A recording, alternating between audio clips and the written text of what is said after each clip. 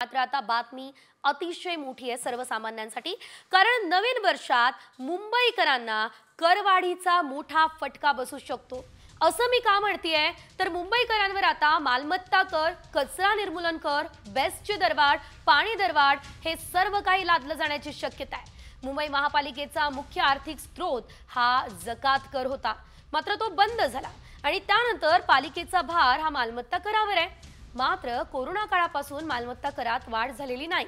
यंदा मात्र पालिका निवडणुकीनंतर मालमत्ता करात वाढ होण्याची शक्यता आहे। त्यामुळे नवीन वर्षात मुंबईकरांवर मात्र करवाढीचं ओझं राहणार हेच सध्या तरी दिसतंय।